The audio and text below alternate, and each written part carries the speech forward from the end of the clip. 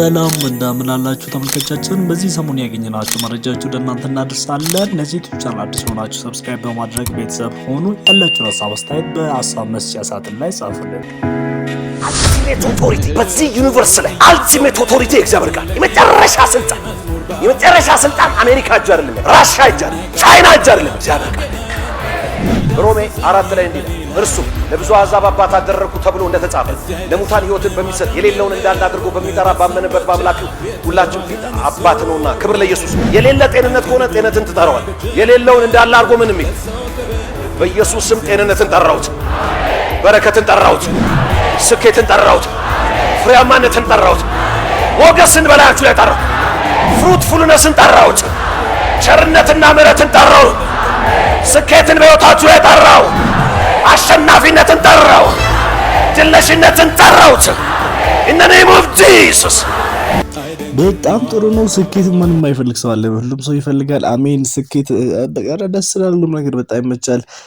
በጣም ደስ ይላል እንደዚህ ሲጸለይ ምናምን በቃ እንዲህ ሲሰበክ አቤት የቃላት አጠቃቀሙ ራሱ ይለያል እና በጣም ደስ ይላል እንደዚህ ሲሆን። ነገር ግን ደግሞ ቢሃይንድ ዘ ሲን ምን አለ ነው እኔ ገርመኝ ግን እንደዚህ በራሳችሁ ቸርች የሚከፍቱ ይሄ አፖስትል ጃፒ የሚባል ኒኩሬሽን ምናምን ይሄኛው እንግዲህ አሁን ይሄ ሰውዬ ብዙ ጊዜ ይሰብካል። ብዙ ሰዎች እንግዲህ የብልጽግና ወንጌል ሰባኪ ነው ይሉታል። እናም ደግሞ ሸቃይ ነው፣ አሪፍ ቢዝነስ አለ ምናምን ይባላል። ምንድነው ማለት ነው? አሁን እዚህ ጋር እኔ ማውራት የፈለኩት ነገር እንግዲህ ህዝባችን ጻይድ ምናምን በቃ እንባችን እዛ ካሜራ ሲደቀንብን ደግሞ እንባ ይመጣልናል። በቃ እንደጉድ እንባችን ለማን ነው ግን? ለእግዚአብሔር ነው ለፓብሊክ ነው? እኔ በጣም የገረመኝ ነገርና እኛም መጠንቀቅ አለብን። ደግሞ ካሜራማኖቹ እየባረጡ ቺኮችን ብቻ ነው ፎቶ የሚያነሱት፣ ሴቶችን ብቻ። እኔ አሁን እዛ ብሄድ እንዲዞር ብላ ያየው ድንገት ሱፍ ከለበስኩ የደህና ነገር ለብሼ ከርኩ እንጂ ማንንም አየኝም። እና በጣም የገረመኝ ነገር እኔ በእውነት ነው የምነግራችሁ አሁን እነዚህ እውነትም ሲጸልዩ ምናምን ሰዎች የሚፈወሱ ከሆነ ሆስፒታል ይሄዱ። እስቲ ሆስፒታል ይሄ ሰው ያው ሆስፒታል ይሄድና እስቲ ይጸልይ። እስቲ እዛ ጋር አንድ ሰው እናያለን። ማንንም እኔ አንድ ድንቅ ታምራት እዚህ ቸርች በቃ የሚሰሩት ድራማ ምናምን በቃ የሚያደርጉት ነገር በጣም የሚገርም ነገር ነውና ህዝባችን ግን ሲታለለው እኔ ህዝቡ ራሱ አጨብጫቢ ነው። ምክንያቱም ካሜራ ፍለጋ እይታ ፍለጋ በቃ ካሜራ ደግሞ ሲመጭ አይታችሁ እንዴት እንደሚቀርጽ ይሄ ላይቱ ራሱ እኔ እንዲህ ደስ እንደሚል ምን አለበት እኔ ዩቲዩብ ቪዲዮ የሚሰራበት አንድ ቀን አውሶልኝ እና እንዲህ ነው በቃ። እና ብዙ ሰዎች በቃ አፖስቶሊካሊ ምናምን እኔ በጣም እኔ በእውነት ነው የምነግራችሁ እንግዲህ ሰው እስከሆነ ድረስ ይሳሳታል፣ ብዙ ስህተቶችን ሊሰራ ይችላል። አሁን ለምሳሌ በሙሉ ወንጌል አይነት በመካነ ኢየሱስ ቤተክርስቲያን እንደዛም ደግሞ ሌላ እነ ቃለ ሕይወት ውስጥ የሆነ ሰው ፓስተር ነገር ቢያጠፋ የቸርች ሽማግሌዎች እንደዛም እዛ ውስጥ ያሉ የቤተክርስቲያኑ መሪዎች ይጠይቁታል፣ እንዲመለስ ይጸልዩለታል፣ ብዙ ነገሮችን ያደርጋሉ። እንደዚህ አይነት ሰዎች ግን አሁን ባለራዕይ ነን የቤተክርስቲያኑ ባለቤት ነን ይላሉ። ያው የቤተክርስቲያን የትኛውም በቤተክርስቲያን ባለቤት እግዚአብሔር ይሁን እንጂ ክርስቶስ ይሁን እንጂ እንደዛ ሲሉ እንግዲህ አሁን ይሄ ነገር ቢያጠፍ እንደፈለጉ ያሽከረክራሉ ማለት ነው። እና ሰው ስለሆኑ ደግሞ ይሳሳታሉ። አሁን እነዚህ ፍጹም ናቸው ማለት አንችልም። ስለዚህ አሁን እንደፈለጉ ያደርጋሉ። እነሱን የሚመልሳቸው የለም፣ እነሱን የሚቆጣቸው የለም፣ እነሱን የሚመክራቸው የለም። አይሰሙም።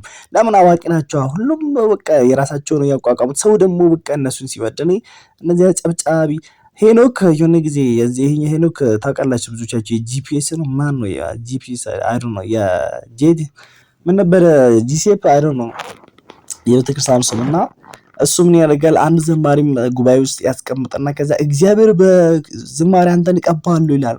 አዎ ቀብቶኛል፣ ትንሽ ቸርቾች ላይ ዘምራለሁ ምናምን እስቲ ዘምር እስቲ አሁን ይላል። ከዛ እየዘመረ መድረክ ይመጣል። እኛ ላይ ድራማ ሙርሲ ይዞ እኮ ነው ለካሜራ እይታ። አንደኛ እንደዚህ አሪፍ ካሜራ ሆኖ ውጭ ሀገር ያሉ እህቶቻችን ወንድሞቻችን ጀርመን ሀገር ምናምን ያሉ እንደዚህ አይነት አፖስትል ተነስቷል፣ የእግዚአብሔር ሰውን ቀብቶ እንደዚህ አስነስተዋል፣ ምን አለበት ቢጸልይልኝ? ከዛ ይጸልይልሻል። ግን ይሄንን ያልተከፈያለሽ ከዛ ምን ችግር አለ? ለገንዘብ ማጣጣ አለ እንዴ? እኔ በዶላር ሰርች የማገኘው ከዛ ይጸልይላታል፣ ወይ የሆነች ምልክት ትታያለች፣ ወይ ፌክ ድራማ ምናምን ይሰራል። በቃ እንደሱ እንዲህ 11 ብራቸው እያገኙ በቃ እየነፈነፉ ይኖራሉ ማለት ነው። እንግዲህ እሱ ብቻም ሳይሆን ደግሞ እዚህ ጋር የሚከፈል አስራት ምናምን አለ። እኔ ባለፈው ሲሰማ ማለት ነው እጅግ በጣም የተደነገጠኝ ነገር አምቦ ከተማ ላይ አንድ ነቢይ ፓስተርን ገደለ ምናምን ሲሉ በጣም የገረመኝ። ምክንያቱም ደግሞ ያ ነቢይ ነበረ ፓስተሩን የሾመው፣ ደግሞ ዘመድ ናቸው ሁለቱም። የዘመድ ልጅ ነው ያ የፓስተር የሞቱ ፓስተር ለነብዩ ማለት ነው። ነብዩ ነው ያ እሱ የሾመው። ከዛ ምን ብዙ ጊዜ እንደዚህ ይሄ በአስራት የሚገባ ገቢ አለ አይደል? እሱ ላይ ይጣላሉ። ከዛ ይጣላሉ ብዙ ጊዜ ገቢ ላይ ስለሚጣሉ ገንዘብ ላይ ይጣላሉ። አንድ ቀን ሆን ብሎ ተነስቶ አንተ ነህ ህዝቡ ብታስነሳብኝ ይልና ነብዩ ፓስተሩን አንቆ አረጋል እንግዲህ እና በጣም የሚያሳዝን ነገር ነው። እና በዚህ ደረጃ ላይ ደርሰናል። አሁን በየመንገዱ ብትሄዱ በቃ እንደ ሱቅ ነው ብታገኙ። በቃ ይሄ ሱቅ በደረቴ በሉ በቃ በየመንገዱ በየቤቱ ምናምን ብትሄዱ በቃ ቸርች አለ። እኔ የሆነ ጊዜ ላይ በጣም የገረመኝ ነገር እዚህ ቦሌ አራብሳ አካባቢ ነው እና የሆነ ጊዜ በጣም የገረመኝ ነገር ፎቅ ነገር ነው። ፎቁ በቃ አዲስ የተሰራ ነው። መሬት ግራውንድ ላይ ቤተክርስቲያን ቸርች አለ። አንደኛ ፎቅ ላይ ደግሞ ሌላ ቸርች አለ። እኔ ለመጀመሪያ ጊዜ ያኔ አዲስ ነበርኩኝ ለአካባቢውና እነዚህ ብሎ ደና ቤተክርስቲያኖች እንደነ ሙሉ ወንጌል ቃለ ሕይወት ምናምን የት እንዳሉ አላውቅም ነበር። ከዛ ድንገት ቸርች ነው ምናምን እነዚህ ከህብሩ ዛሬ ቸርች መሄድ አለብኝ ብዬ ወጣሁ። ከዛ ሞንታርቦ ጨዋል። ከዛ ግራውንድ ላይ ያለውን አየሁና ገባሁ። ስገባ ሻይ ቤት ምናምን ሽሮ ቤቱ እንደገባ ምናምን አልኩኝ። ሰው የለም ማንም በቃ ሰውዬው በራሱ ሞንታርቦ ከፍቶ ከዛ ይለፈልፋል፣ ይጨዋል፣ አንዴ መዝሙር ያዘምራል ምናምን ማንም የለም። ከዛ እንዴ እንደሚጸልይ ሰው ዝቅ ብዬ እንዲህ አይኔ እንደዚህ በአይኔ እጄን አይኔ ላይ አድርጌ ከዛ እንዲህ ጣቶችን እየከፋፈትኩ ምናምን እያየሁ እንዴ ነገርየው ምንድነው ይሄ እንዴ ቢያግቱኝስ ምናምን አልኩኝና ፈርቼ ወጣሁ። ከዛ አንደኛ ፎቅ ላይም ደግሞ እንደዚህ እየጮኸ ነው። እስቲ እዚህ ደግሞ ሌባ አልኩት። ትንሽ እዛ ሰው በዛ ይላል። ካሜራ ምናምን አለ። በቃ መሪው አለ፣ የፕሮግራሙ አጨብጫቢ እንበለው መሪ ከምንለው እና እሱ ደግሞ ይጮሃል። አሁን እንግዲህ የእግዚአብሔር ሰውና ብዬ ከላይ እዚህ ጋር በቶ ይጸልያሉ። በቃ የቃል ጊዜ ይኖረናል ምናምን እዚህ ጋር ይሰብካሉ፣ ያስተምሩናል ምናምን ይላል። ከዛ መጣ እሱ መጥቶ 6 ሰዓት ከምናምን መጀመሪያው ስብከት ማለት ነው። 8 ሰዓት ራሱ አላለቀም እዛ ጋር። ኧረ ጌታ ሆይ እዚህ ታግቼ ነው እንደ ምንድነው ነገሩ? ህዝቡ ደግሞ ምን ሆኖ እንደዚህ እንደበግ ዝም ብሎ የሚቀመጠው ምንም አይወጣም እንደ በቃ ግራ ገባኝ። ምንም እሱ ለካ ጀለስ እዛ ካሜራ ተደቅኖላል። በቃ እሱ የሚሰብከው የሚያስተምረው የሱ ስብከት ሱፍ ለብሶ ፕሮቶኮል ባክግራውንዱ አሪፍ ነው ምናምን ቤቱ ጠባብ ነች ግንና ፎቅ ላይ ሆኖ ለካ ጀለስ ውጭ አገር ላሉ ነው ይሄ ሚዲያ ላይ ለማስተላለፍ እንደዚህ አይነት ነብይ ያለ እንደዚህ አይነት አፖስ እንዴት እንደሚያስተምር እኛን ጭራሽ ይዛ ረስተውናል። እኛ እንደ ሳምፕል ነው እዛ ቁጭ ያልንለት ምንም ነገር በቃ እንደዚህ ቁጭ ብለን እንደ ሐውልት እዛ ቁጭ ብለን ምንም በቃ እንታየው እኛን ሳይሆን እሱ ካሜራ ውስጥ ያሉትን ነው የሚያስተምርና ኧረ እባካችሁ እኛንም እዚህ ያለው ህዝብ እኮ ምንም ማለት አይደለም። እንደዚህ ሳምፕል ድራማ ላይ ያለው ይሄ ገጸ ባህሪያት ይሄ ዋና አክተሩ ይሄ ዛ ነብይ የሚባለው እዚህ ላይ የወጣ ነውና ህዝቡ ደግሞ በቃ ባውኑ አርገን ባህን የምታለቅስ ከሆነ እኔ ልንገርህ ብራዘር፣ አንተ ተደብቅ አልቅስ። እግዚአብሔር እሱን ነው የሚያየው። አንተ ስትደበቅ በሰው ፊት የምታለቅስ ከሆነ አንተ የምታገኘው ትኩረት የሰውን ትኩረት እንጂ እግዚአብሔር አይደለም። እግዚአብሔር ልብህን ነው የሚፈልገው። እዛ ዝም ብለህ በየአደባባይ እየሄድክ እያለቀስክ እዚህ ተደብቅ አልቅስ። ማልቀስ ከፈለክ እግዚአብሔር ያኔ ነው አንተን የሚያይክ እንጂ አንተ እዚህ መንገድ ላይ በየሄድክበት ሁሉ ስለጮኸ ኧረ በስመ አብ። እኔ እነዚህ ሰዎች ግን ምን ደረጉ? መንግስት አንድ ነገር አይለንም እንዴ? አያስራቸውም እንዴ? ምንም መስፈርት የለውም ደምትርሲ ለመክፈት ሁሉም ፀጉር አበጥረው ምናምን።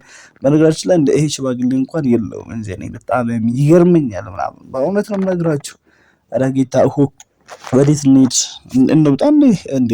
ፕሬዝዳንት ሃይማኖታችን ነው፣ እኛ እንወደዋለን በእውነት ቤተሰቦቻችንን ትተን ብዙ አካባቢያችን ትተን ጌታን ተቀብለን እኛ መስዋዕትነት ከፍለናል። ብዙ አባቶች ደግሞ በደርግ ጊዜ ለወንጌል ትልቅ መስዋዕትነት የተከፈሉ ዛሬ በቃ መጫወቻ ሆነን በእንደዚህ አይነት ሰዎች በጣም ያሳዝንኛል በእውነት የምናግራችሁ።